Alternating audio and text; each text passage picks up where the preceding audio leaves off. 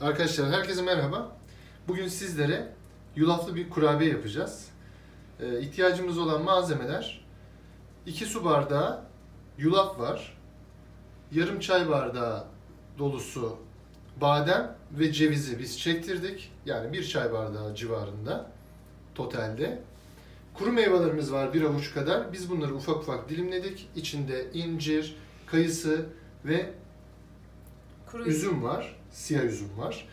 2 tane olgunlaşmış muzumuz var. 2 tane yumurta akımız. 2 yemek kaşığı damla çikolatamız var. Bitter kullanıyoruz. İsteğe göre siz sütlü de kullanabilirsiniz. 1 çay kaşığı kabartma tozumuz ve 1 tatlı kaşığı da tarçınımız var. Eşim sizlere yapacak bu tarifi. Ben de kamera arkasında merakla bekliyor olacağım. Evet. O zaman başlayalım. Başlayalım. Evet, şimdi başlayalım. Öncelikle muzlarımızı ezelim. Zaten olgunlar yeteri kadar Evet, çabucak ezilecektir. püre haline getirmemiz lazım onları. Evet, muzlarımızı püre haline getirdik. Şimdi yumurtamızın akını ekliyoruz. Azıcık şöyle yumurtanın akını çırptım. Hemen muzlarımızı girelim.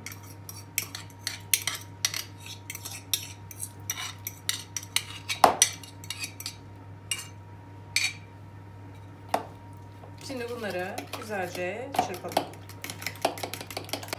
Evet, şimdi bunu güzelce karıştırdık, içinde ezdik. Hemen kabartma tozumuzu girelim. Bunu da şöyle karıştırıyoruz hafifçe.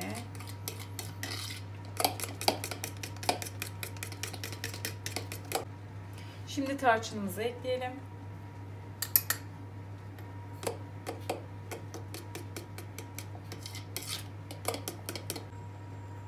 Evet, şimdi kaşığa geçtik.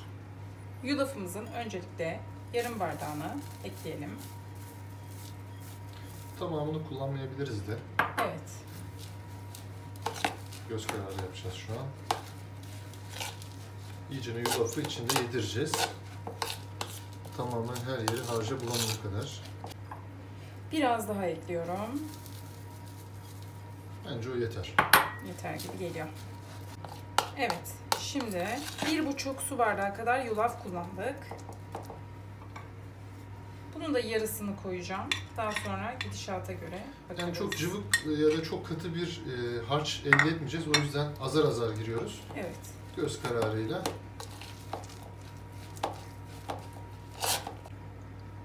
Tamamını giriyorum.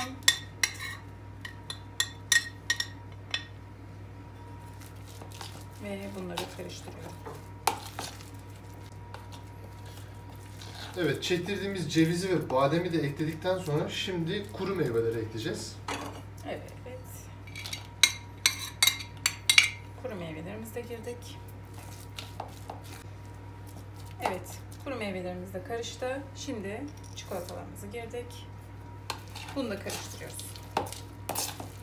Tüm harçlarımızı karıştırdık. Artık elle şöyle son kez çevirip şekil verelim.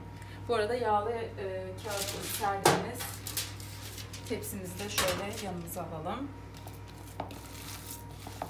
Bu arada biz fırınımızı bir 10 dakika öncesinden ısıttık. Şu an fırınımız gayet sıcak. Tepsilemeye geçiyoruz. Evet.